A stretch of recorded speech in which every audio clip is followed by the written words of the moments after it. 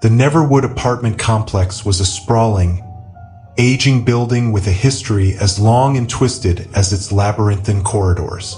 As a night shift security guard, my job was to ensure the safety of the residents while navigating the eerie silence and shadows that seemed to cling to every corner. It was a lonely job, but I had grown accustomed to the quiet until the night I met Karen. The night began like any other.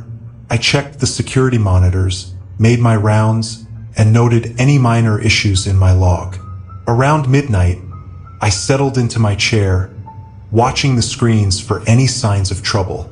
The halls were empty, the residents all asleep, and the building was still. At around 1 a.m., the intercom buzzed. "Jamie, this is Mr. Thompson. Can you come to my office?" Mr. Thompson's voice crackled through the speaker. "On my way," I replied, wondering what could be so urgent at this hour. When I arrived at Mr. Thompson's office, he wasn't alone. A woman, looking disheveled and distressed, sat across from him. She had dark circles under her eyes and a haunted expression that immediately set me on edge. "This is Karen from apartment 4B, Mr. Thompson said.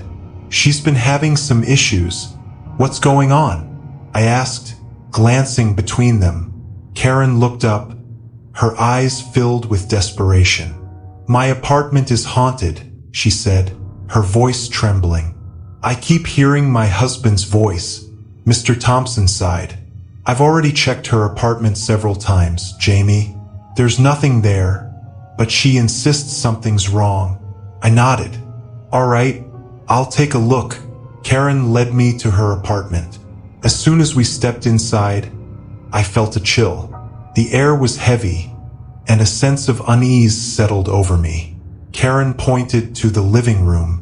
"It usually happens around this time," she whispered. We stood in silence, listening. First, there was nothing. Then, faintly, I heard it. A soft, mournful whisper. "Karen, Karen." My skin prickled. "Did you hear that?" I asked. Karen nodded, tears streaming down her face. "That's him. That's my husband." Over the next few nights, I spent more time in Karen's apartment, trying to figure out the source of the whispers. Each night, they grew louder and more distinct. Karen shared the tragic story of her husband's death, a car accident that had happened just a year ago. She believed his spirit was trapped, trying to communicate with her. One night, as the whispers grew more intense, I noticed something strange on the security monitors. A shadowy figure moving through the corridors, stopping outside Karen's door. I rushed to the hallway, but it was empty. The figure had vanished. Back in the apartment, Karen was shaking. "Did you see him?" she asked. "I saw something," I replied, "but I'm not sure what it was." Frustrated and scared, I decided to seek help. I contacted a local paranormal investigator named Dr. Whitman. He agreed to come to the complex and conduct an investigation. Dr. Whitman arrived with his equipment and set up cameras and audio recorders throughout Karen's apartment. He also performed a cleansing ritual, hoping to ease the spirit's unrest. For a few nights, the whispers stopped. Karen began to relax, thinking it was over. But then, they returned, louder and more insistent than before. Dr. Whitman reviewed the recordings and discovered something chilling. An EVP of a man's voice saying, "Help me, I'm trapped."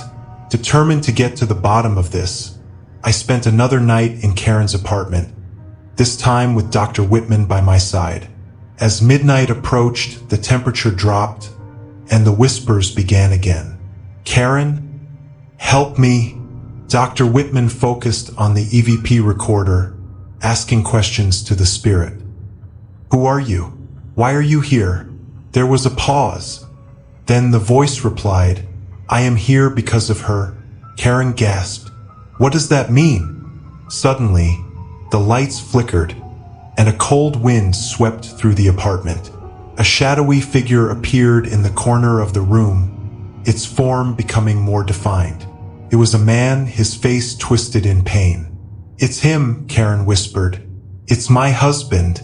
The spirit reached out toward Karen, but there was no malice in his eyes, only sorrow. "Help me," he whispered again. Dr. Whitman stepped forward, holding a small vial of holy water. "I can help you find peace," he said softly. The spirit hesitated, then nodded. Dr. Whitman performed another ritual, sprinkling the holy water and reciting prayers. Slowly, the spirit began to fade, the air growing warmer as it did. "Thank you," the voice whispered one last time before disappearing completely. The apartment was silent once more. The oppressive weight lifted. Karen sobbed with relief, and I felt a sense of closure settle over us. "He's at peace now," Dr. Whitman said. "He was trapped here by his unresolved feelings, but he's free now." Karen hugged me tightly. "Thank you, Jamie. I don't know what I would have done without you." I smiled. "Just doing my job." Life at Neverwood apartment complex returned to normal, but I was forever changed by the experience. I had faced the unknown and helped bring peace to a restless spirit. The night shifts no longer seemed as lonely, and the shadows no longer felt as menacing. Karen moved out a few months later, finding a new place to start fresh. We kept in touch, and she often thanked me for helping her through the ordeal. As for me, I continued working at Neverwood, always vigilant, always ready. I knew that the world was full of mysteries, and sometimes those mysteries needed someone to help unravel them, and I was more than willing to be that someone.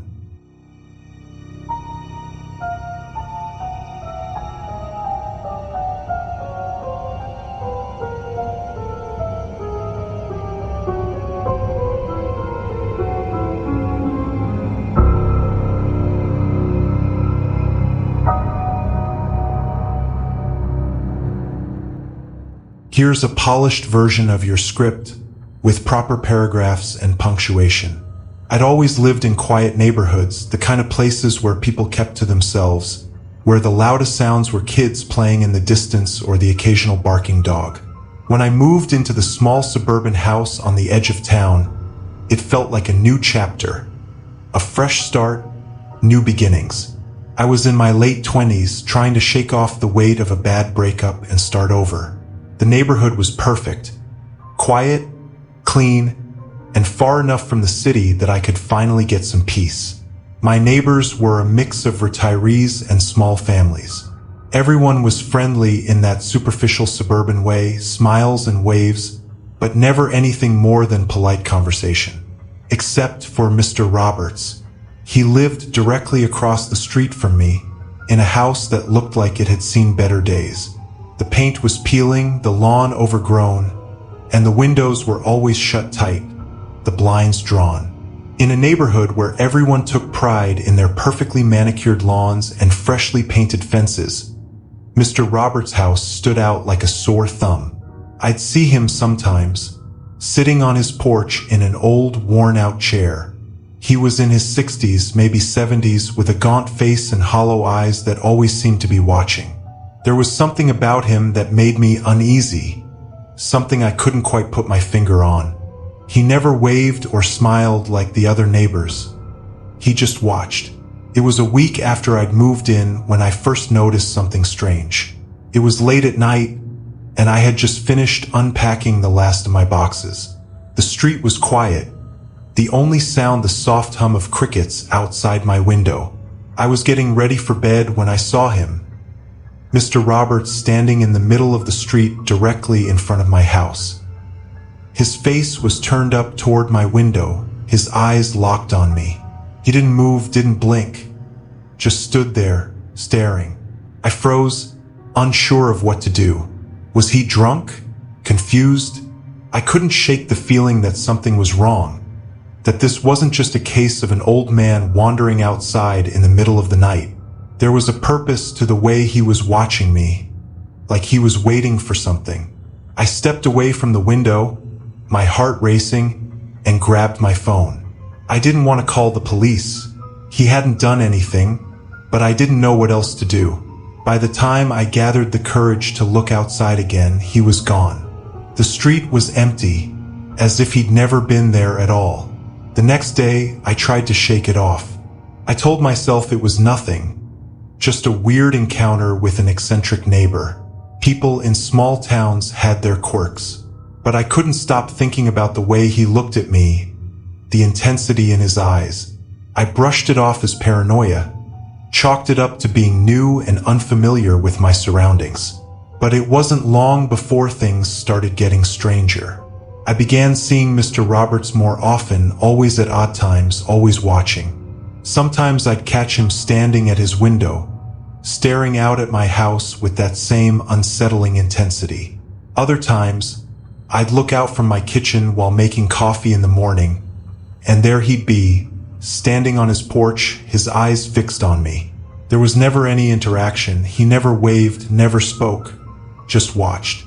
It got to the point where I started drawing the curtains during the day, just to block him out. I couldn't stand the feeling of being watched every time I stepped outside or glanced out my window. One evening, about a month after I'd moved in, I was taking out the trash when I heard a strange sound coming from Mr. Roberts' house. It was faint at first, like a low, rhythmic thumping, but as I stood there listening, it grew louder, more distinct. It was coming from his backyard. Curiosity got the better of me, and I found myself creeping around the side of my house, peering over the fence that separated our yards. His backyard was as unkempt as the front, overgrown with weeds and scattered with old, rusted tools. But there, in the middle of the yard, was Mr. Roberts. He was digging. He didn't see me, or if he did, he didn't care. He was too focused on what he was doing, methodically shoveling dirt from a large hole in the ground. The strange thing was, he wasn't digging like someone planting a tree or fixing something. It was more deliberate, more ritualistic. The thumping sound I'd heard was the sound of his shovel hitting the dirt over and over, with an almost mechanical precision. My stomach twisted in knots. What the hell was he doing? I wanted to call out, to ask him, but something about the way he moved so calmly, so purposefully, stopped me. Instead, I backed away slowly, not wanting him to know I'd seen anything. That night, I barely slept. I kept thinking about the hole he was digging, about the way he'd stared at me from across the street. What was he up to, and why couldn't I shake the feeling that whatever it wasn't normal? The next morning, I tried to act like everything was fine, like I hadn't seen anything strange. But as soon as I stepped outside to get the mail, I froze. There, in the middle of my front yard, was a single object. A shovel, old and rusted, with dirt still clinging to the blade. It was the same shovel I'd seen Mr. Roberts using the night before. My heart raced as I scanned the street, but there was no sign of him. I felt exposed, vulnerable, like he was watching me even though I couldn't see him. I tried to rationalize it. Maybe it was just a coincidence. Maybe he'd left it there by mistake. But deep down, I knew better. He was sending me a message. That night, I locked every door and window, double-checking each one before finally heading to bed. But sleep didn't come easily. Every creak, every whisper of wind outside sent a jolt of fear through me. I kept imagining Mr. Roberts standing outside my house, staring in through the windows, waiting. Around 2 a.m., I heard something.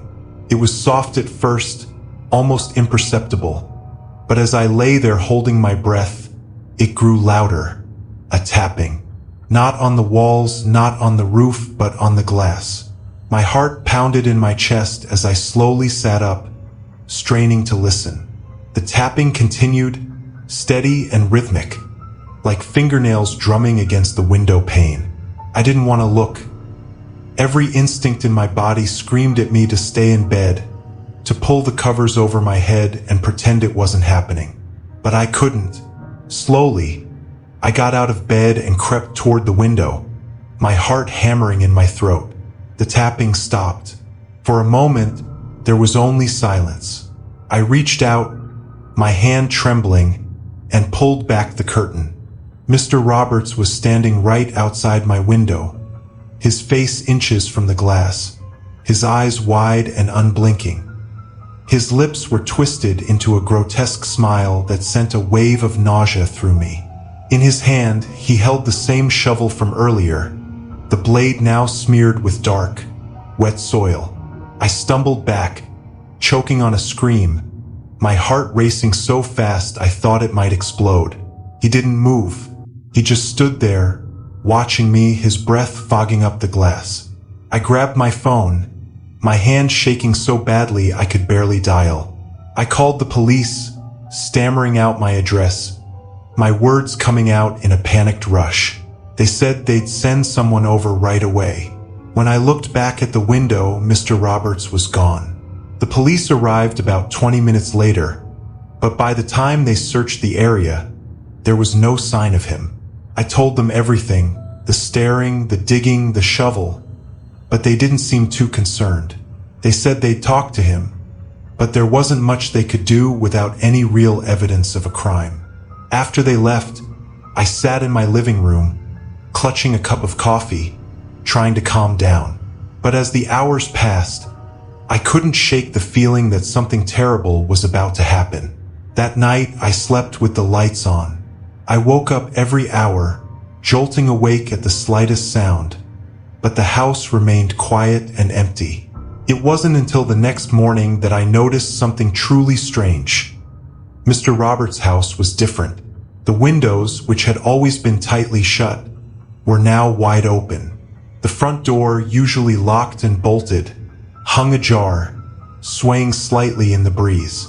I watched from my window, waiting for him to emerge, to explain the strange changes, but he never did. Curiosity got the better of me, and against my better judgment, I walked across the street to his house. My hands trembled as I knocked on the door, calling out his name, but there was no response.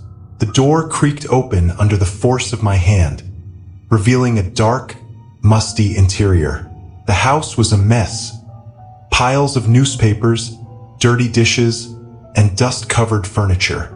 But the most unsettling thing was the smell. A heavy, rancid stench that clung to the air, making my stomach churn.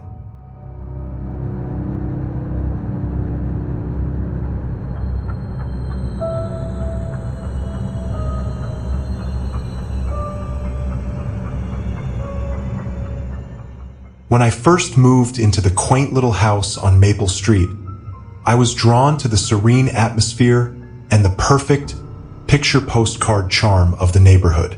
The houses were all well kept, and the gardens were meticulously manicured. My new home was no exception. Its white picket fence and blooming flower beds gave it an inviting appearance. My first encounter with the neighbors was polite but brief. The Morrisons, who lived next door, were particularly welcoming. They were an older couple, Mr. and Mrs. Morrison, always impeccably dressed in their Sunday best, even on weekdays.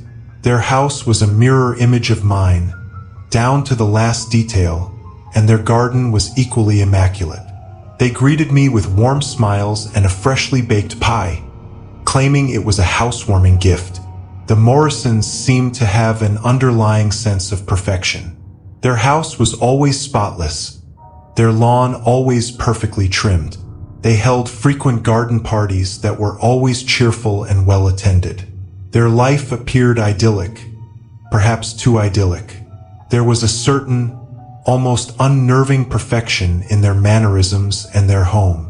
At first, I didn't think much of it, but as the days passed, I began to notice strange things. During one of their garden parties, I overheard snippets of conversation that seemed oddly stilted, as if everyone was reciting lines from a script. People would laugh a little too heartily at jokes that weren't particularly funny, and the conversations always seemed to hover around safe, banal topics. The Morrisons' behavior was unsettling, but not enough to raise any alarms. It wasn't until I began to hear strange noises coming from their house at night that my unease grew.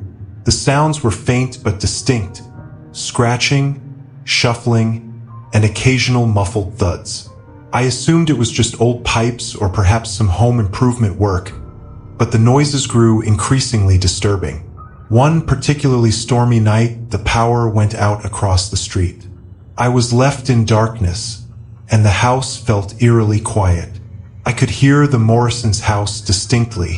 The scratching noises were louder, more insistent, and seemed to be coming from inside the walls.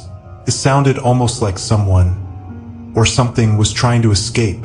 Curiosity got the better of me, and I decided to investigate.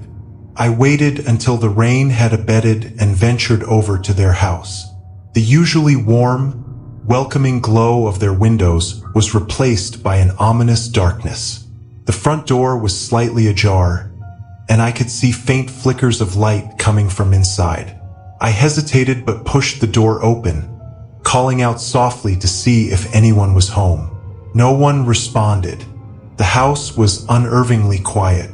I stepped inside, my footsteps echoing in the empty hall. The interior was in pristine condition as always, but there was something off about the place. The air felt thick, almost suffocating. I followed the sounds of scratching to the basement door. The door was locked, but I could hear the noise coming from below. My heart pounded as I found a key on a hook by the door. It felt strangely light in my hand, as if it were made of hollow metal. I turned the key in the lock, and the door creaked open. The basement was dimly lit by a single flickering bulb hanging from the ceiling. The room was filled with old furniture covered in dust sheets, but in one corner, there was a large, heavy chest. The scratching noises were louder here, more frantic. I approached the chest with a growing sense of dread. I opened it slowly, the hinges squeaking in protest. Inside, I found something that made my blood run cold. The chest was filled with an assortment of items: clothing, photographs, and personal belongings, all belonging to different people. But it was what was beneath these items that horrified me. There were several small, dark stains on the bottom of the chest that looked like blood. The basement's atmosphere grew even more oppressive. The scratching noises were now accompanied by faint, despairing cries. I noticed a large, dark stain on the wall, which seemed to be seeping through the paint. It was a thick, black substance, and it appeared to be moving, pulsating slightly. I turned to leave, but the basement door slammed shut behind me with a deafening thud. The room was plunged into darkness as the bulb flickered and went out. I could hear the whispers again, low, urgent murmurs coming from all directions. The scratching grew louder, more frantic. In the pitch-black darkness, I felt something brush against my skin, cold, clammy, and almost reptilian. I stumbled backward, my heart racing. I felt around for the door, but the whispers and scratching seemed to close in on me. I could hear the faint sounds of something or someone moving around the room, their presence tangible and malevolent. Panicked, I searched for the key to the basement door, my fingers grazing the cold, damp floor. I finally found it and unlocked the door. The moment I opened it, I was engulfed by a gust of cold, foul air. I raced up the stairs, slamming the basement door behind me and bolting it shut. As I stumbled back into the living room, I noticed that the house had returned to its pristine, normal appearance. The lights were back on, and the air was clear. The Morrisons' house seemed perfectly ordinary, as if nothing had happened. I was overwhelmed with a sense of confusion and terror. Had I imagined everything? Was it a product of my overactive imagination? I decided to leave immediately and packed my things in a frantic rush. As I was about to leave, the Morrisons appeared at their front door, their expressions warm and welcoming as always. They greeted me with a friendly wave, as if nothing unusual had occurred. I moved out of the house the next day, unable to shake the feeling that something dark and malevolent was hidden within the walls of the Morrisons' home. I never saw them again, and when I returned to the neighborhood, the house had been sold to new owners. The new occupants reported nothing unusual, but I can't escape the feeling that the house still harbors its dark secrets. The scratching noises and the whispers have haunted my dreams, and the image of the dark stains and the frantic cries in the basement remain with me. I often wonder what truly lies beneath the surface of the seemingly perfect facade of Maple Street. The fear that something so sinister could exist behind a veneer of normalcy chills me to the bone. To this day, I avoid that part of town. The memory of the Morrisons and the basement remains a dark, lingering shadow in my mind. I can't help but think that the house still waits for its next unsuspecting tenant, its secrets lying in wait, hidden behind a perfect, smiling exterior.